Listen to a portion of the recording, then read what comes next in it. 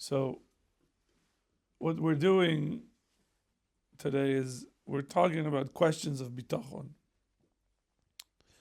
and clarifying what it means to have bitachon. And so we're just going around the room and people are asking before we get into the text. So Blake, did you have your hand up? Yes, sir. So if we don't put in proper yishtadlus and it results in something happening, is it fair to assume that we should take more responsibility on ourselves rather than say it was Hashem Pradas? It's what? Divine providence. I think I was pronouncing that. So this is a complicated question that you're asking. That is, what is the relationship between Ishtadlus, the outcome, and Hashgacha Pratis? So those are three pieces. So as we learned in Chovos Halevavos, we are required, it's a requirement to do Ishtadlut, to do Ishtadlus, which means that we have to do the best that we can in the way that the world works. Okay. Now, when we don't succeed, so we understand that that's the Ratzon of Hashem. But on the other hand, we need to evaluate our behavior and what we did, so that is there anything we can do to improve? So there's no blame going on. There's no getting upset, but it's a matter of critical evaluation, saying, okay, if I did this again, how would I do it better? Is there anything that I should do better than this? And if the answer comes back is no, you've done everything that within the level of your ishtadlus, which is your level of ishtadlus depends on how much emunah and bitachon you have. Somebody who has very high level of emunah and bitachon are going to do less ishtadlus. They're going to do some ishtadlus, but it's going to be less. And if somebody's emunah and bitachon is not very high, then they will automatically need to do a lot more ishtadlus. That's how it works. So, and one of the key points is to figure out where is my ishtadlus versus my emunah and bitachon, and that maybe the reason I don't want to do ishtadlus is because I'm lazy, or I'm embarrassed to go out there and put my name out, or I'll just rather just say whatever Hashem, the Hashem is going to send me, my bride. No, I don't have to do anything. So that's where you need to sort of evaluate to make sure that your level of emunah and bitachon and ishtadlus are aligned. Yes. I remember a few months ago when the Olympics were on. There were some. The what? The Olympics. The Olympics. The Olympics. Whenever last year. And one of the athletes who I think won a medal, and it was not Jewish, but he's like, I attribute all of my success to God. And at the time, it just seemed like a very silly thing to say. It's like, what, you're completely discounting all of the work that you put in. So, but you also said that we're supposed to attribute to God, so we remain humble. So, what's the appropriate thing one should say in that situation?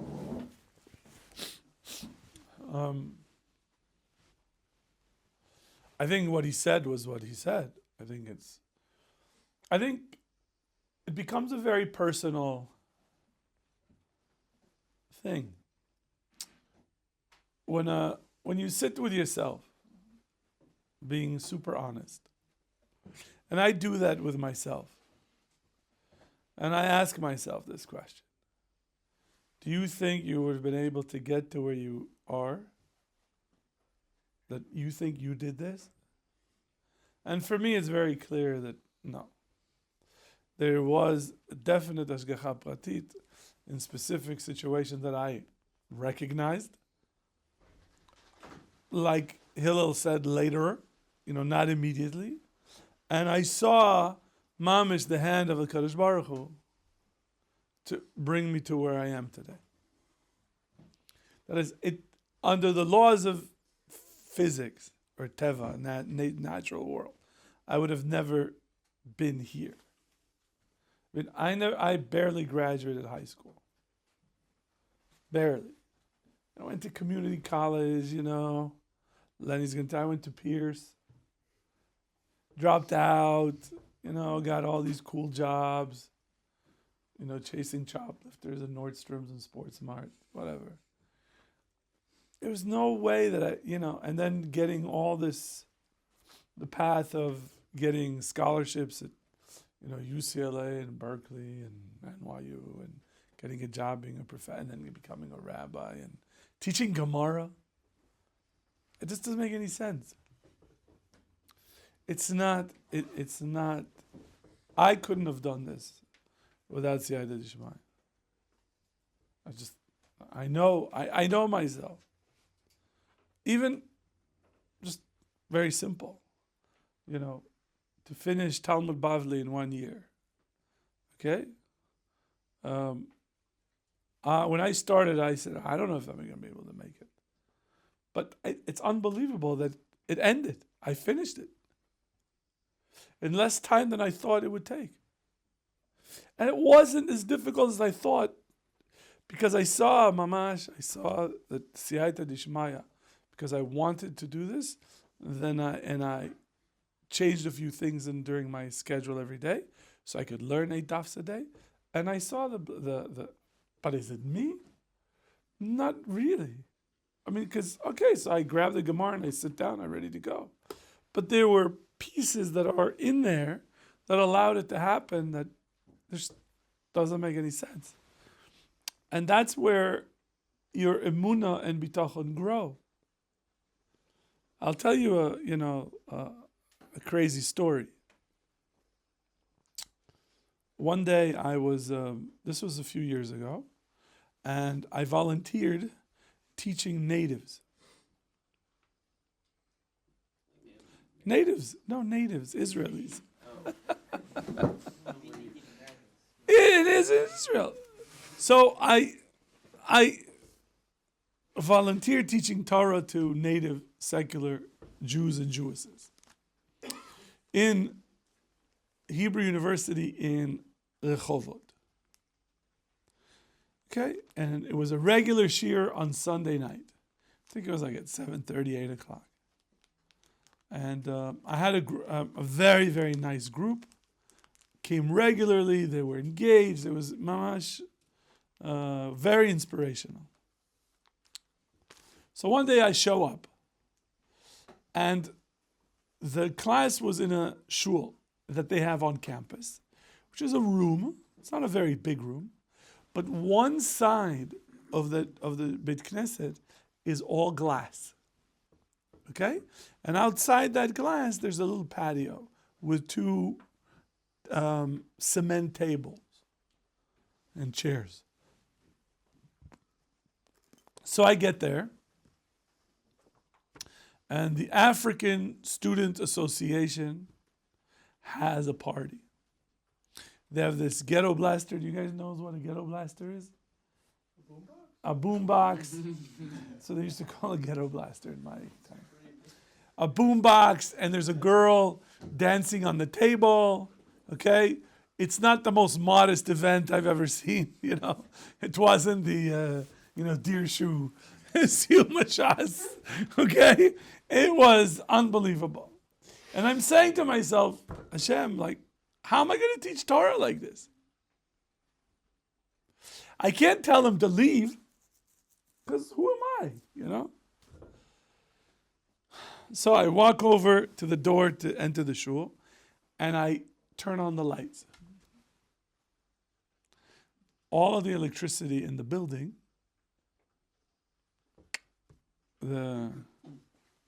stopped. There was no electricity. So their music stopped. And immediately they're looking at me through the glass. And I'm like, So somebody comes from the building, flips the switch, the circuit breaker, electricity's back on. I click the lights again. And then now they're not getting upset. Okay? But the guy who flipped the breaker is like trying to, and he's flipping the breaker up and it won't work. So there's no electricity. And he's trying this, he's trying that, and I'm not touching the lights now. So I'm just standing there. Two things are happening simultaneously. The people that were in this party are leaving one by one, and my students are coming one by one. And the students are trying to solve the problem by saying, oh, well, let's go somewhere else. And these people are leaving. The last two to leave, the girl that was dancing on the table, and I guess her friend or boyfriend or whatever it is, so he took the, what did you call it, the boom box? And she took the cake. And they're walking around, and I'm standing over here, and they're coming over here, and they're asking me, what happened? And I said, I don't know. I just turn on, we have a class here, I turn on the lights, and that's it. So they, okay, and they leave. They go up the stairs. Soon as they go up the stairs, the lights come back on. And everybody lived happily ever after. That's Ashgacha Pratit. One of the students was like looking at me like, look at this. Look what just happened here. So those sort of events create emunah and bitachon. And it's one story. I have other, but you see the hand of Hashem, so to speak, help you achieve the things that you want to achieve if you're doing it l'shem shamayim. So, Lenny. So if one day B'ezrat Hashem, every guy in this room has a wife and kids, and we need. What do you mean if? I don't know. When? When? Okay, when? Because That's why I said that was the B'ezrat Hashem. even Moshe wants to get married, right? Not now. Okay, or David will have centaurs or whatever. What? Or David as well. David what? Never mind. What did you call him? He'll have some centaurs. He'll have some. David have donkeys. What? Never mind. Jack, can you please escort Lenny outside? What? So what? So, everyone's married with kids. Everyone's married with kids. Baruch Hashem. Okay, so your wife looks at you and like. My wife looks at me. A wife. Your wife would look at you. Wives from this group looks at them and the bank account has nothing in it, and they're looking at you to provide. Let's say your stylist has been maxed out. It's just not things are not panning out for you. How do you turn to them and you just say like, oh, have bitachon? Because they're looking at you with bitachon and you waiting for you to do something. Your wife's gonna tell you to get outside and do something, and we're just supposed to like turn around and be like, bitachon, like help me out, Hashem. It feels like a hard position to be in as a. Well, I think that I pray, and I want to give you a bracha that you would have a wife that has emunah and bitachon in Hashem and not in you. But your wife will want you to do appropriate ishtadlus to make a living. And if you've done whatever is appropriate and nothing happens, it means it's from Shamayim. That's what Hashem wants. What else could you do? So sometimes you have to accept that that's the situation. And we all have days that are difficult. There are times in your life that you're going to be in the days of darkness and days that you're going to have days of light. It's part of being an adult. So I'm not so sure that your wife is going to have emunah and bitachon in you. Let's hope that you married a woman with emunah and bitachon in Hashem. And between you and her davening to Hashem and doing the right ishtadlus, Hashem should take care of you. But if you're asking a bigger question, is there guarantee? There's no guarantee. No, I'm not asking if it's a guarantee. Okay. I think I'm just wondering how to like reconcile the reality of like they're gonna look at you to provide, and meanwhile you're really just crossing your fingers, so to speak. But you shouldn't be crossing your fingers. You should be doing. Crossing your fingers, No, because you should be doing. maximum yishtadlus and you got nothing. Could be. So you are really just hoping and praying, literally. No, praying is part of your duty as a Jewish man. That's part of your relationship with Hashem. And you should be banking prayers now for then. And you should also have emunah and bitachon that Hashem will take care of you. Because that's what he said. The whole point of bitachon is that you're living a life with stress-free. You're not worried because you understand how Hashem is going to take care of you. And he's going to take care of you not the way that you want, but the way that he wants. You in your mind might say, I need $50,000 cash a month, but Hashem would say, I'm only going to give you 12. And you're going to say, well, that's not enough. Hashem says, well, I guess no more Netflix. No more Spotify. No more subscription to whatever subscriptions you have. Cut down. Right? I mean, that's what you did. That's what Hoodie's doing. Cut down on his subscription to the barber. It's not going. What? That's mean? When was the last time you went to the barber? In South Africa. To do what? Just to visit? Appraisal. To get an appraisal?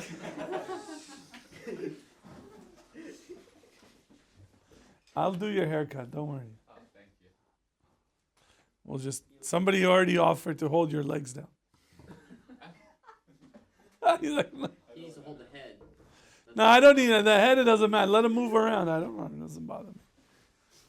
It's only going to make it worse for him. Okay. Any other questions before we move on to chastise Chase? Uh-oh. Why are we chastising Chase? We Um, talked about it yesterday. What? You talked about chastising me today on the train. Yes. So now, isn't it time now? I guess so, yeah. Yes. It just it seems like whatever we're doing, learning this makes me feel like whatever I'm doing here is pointless, because whatever I try, it doesn't matter if I want it to happen or not.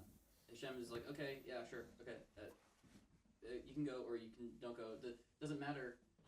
No, that's not true. You have a mitzvah to learn Torah, correct? If you don't, are there no consequences? Of course there are consequences. If you're learning Torah, are there no consequences? Of course there are. Or like when I go back home and I When you go back home, then get a job, what? get a job to make money, and Yes, it's a part of the mitzvah. And you should be very good at the job. You should be successful. So you could be Mekadesh Shem Shamayim. Yeah, well, my success in the job isn't up to me. correct. So Correct. But your ishtadlus is up to you. And if you have emunah and bitachon, that's why I'm going to do my best. And whatever is the outcome is going to be, it's in the hand of Hashem and whatever Hashem wants. And if it doesn't work out, then you understand that's not what Hashem wants. That's okay. it who catches you? What? And who catches you when it fails? Hashem. He punches you off the ladder and then or kicks you off the ladder and then it's like He doesn't kick you off the ladder. It just means that you got on the wrong ladder. That still requires, even if it's the wrong ladder, you still fell off it. No, he'll help you.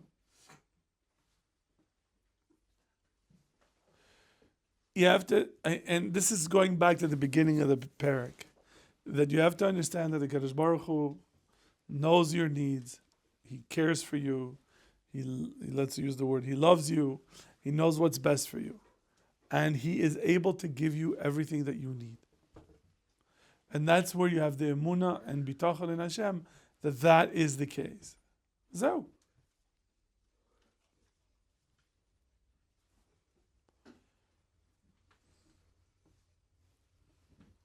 How do we know if we're putting in the proper yishtadlus, like, and what's the spectrum between Ishtadlus, like a high level of holding versus somebody who's starting out like on our level?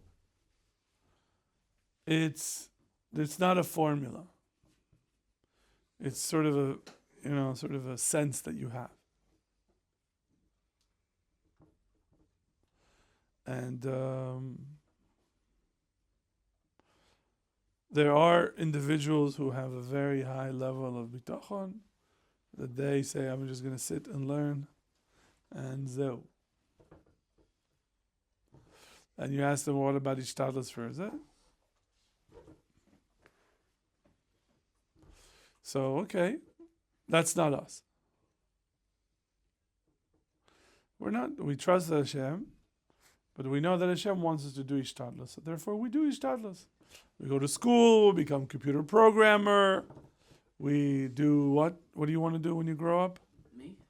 Yeah, you, Avi. The goat herder is the donkey herder is taken.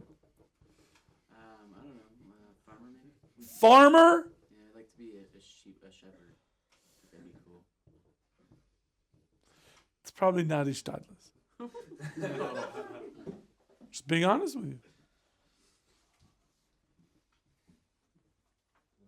It's like, it's like you come to me and say, Rabbi, I'm going to open a French bakery. Come on. It's like, From these, yes, I know how much they make. What? Make a lot of money. Where? Over at these farms and stuff. Over these farms? Alright, I'll have different animals, Yeah, llamas. What are they used for? Llamas. I'm going to use a llama. There's no reason for a llama. I mean, here in Israel, I'm not going to. What are you going to do Take people on a tour with that llama. with llamas? You put them on the llama, get a ride on it. Unbelievable, I mean, there's Lenny. so You many- better help him, this sheep farm thing. I think it's cool. That's the problem. Don't believe in him. Believe in HaKadosh Baruch Hu. I believe in HaKadosh Baruch Hu that he's going to gift him with the talents needed to be the top. I thought you wanted to enter Mechina. Why would you go against the rabbis?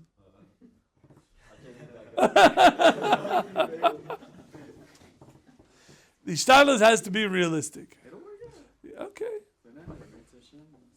Imir Hashem, listen, Imir Hashem, then anything is possible. You could have a show on Broadway with sheep, where the sheep are going to be dancing with you while you play a flute. Anything is, you're right. If that's the case, of course. But the question is it is enough, al piteva, to work. So you don't know the law of the land here with regard to raising farm animals, and you don't know how difficult it is to get milk, to get certification for milk by the Ministry of Health to get it sold, and meeting their criteria, plus the issue of what's happening in Israel, which is a real terrible shame, of farmers being attacked and robbed, and their livestock stolen, and the police doesn't do anything about it. I'm not so sure that to give you advice that this is realistic. I think that's not realistic. Can it work? Yes. Is it possible? Of course, anything is possible. You could start writing patents and become a billionaire. I'm not stuck on it. Good. I think it can work. Okay. I have to say. If they're getting stolen, then they need someone. What? If they're getting stolen, then they need someone to watch them. Yeah, I'll just have Judy go there with a gun or something. Or you could start stealing them. Well, the people who steal are not very nice people. Well, Hoody's got a gun. Hoodie. Hoodie has a future in learning Gemara. We're not letting him go. No, he's not. He's Nah, gonna learn. trust me, he's We're gonna. have a learning place on Learning during the pasture. You're gonna carry Baba Vasra in the middle of the. Ah! Oh, I don't know. Can you do What? Can you? Can I what? Can you learn while they're... I don't know. That's not my job. I don't watch sheep. But it's also if you're gonna keep them in a pen, then the milk production is gonna be in one way, and the milk is gonna taste one way. If you take them out to pasture, then it depends on what you're feeding them. Then whatever you're feeding them, then the milk tastes Like it becomes very complicated. I don't think Hire you you. as an advisor. I told you I thought of opening a goat farm. And we could do it. I am not doing it.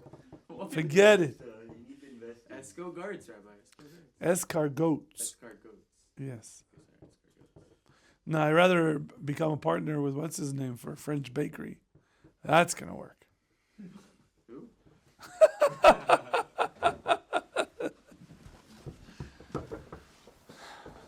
You know, he's actually a world-renowned trainer, certified In what? in physical training. Yeah. A what? Personal training. Personal trainer. He's With croissants. yeah. He's. There's only one problem. He's into girl sports like you. Soccer.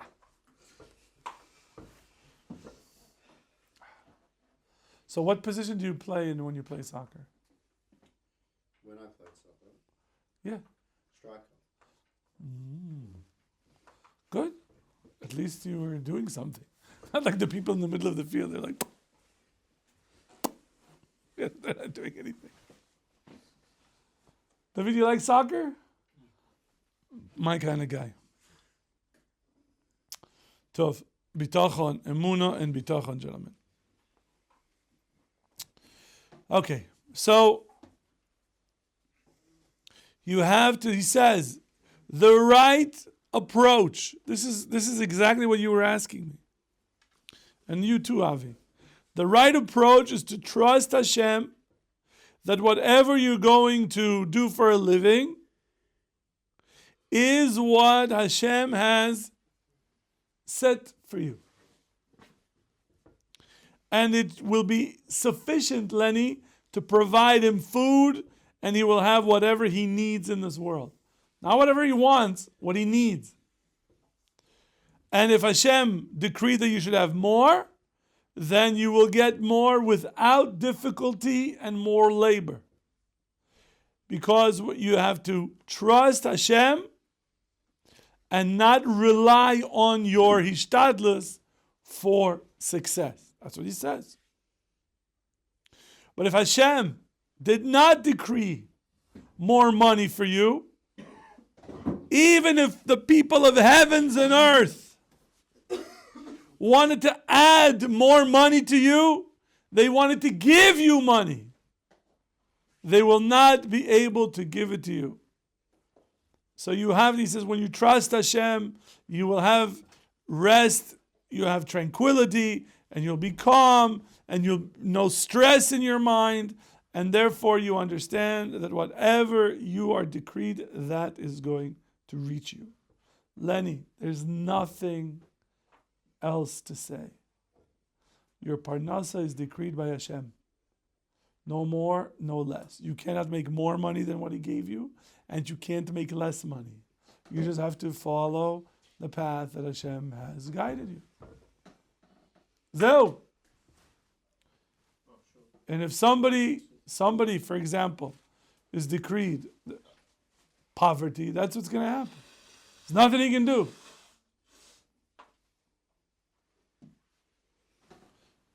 Was she okay? Yeah. Okay, you look like you're zoning.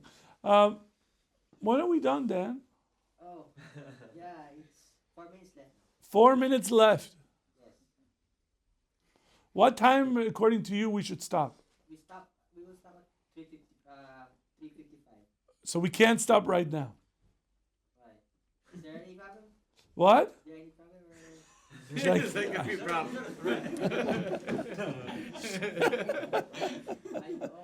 I think he wants to extend. Yeah. Yeah. Okay, fine. So let's just stop here today. I feel like being a rebel. Is that okay? We'll just stop here.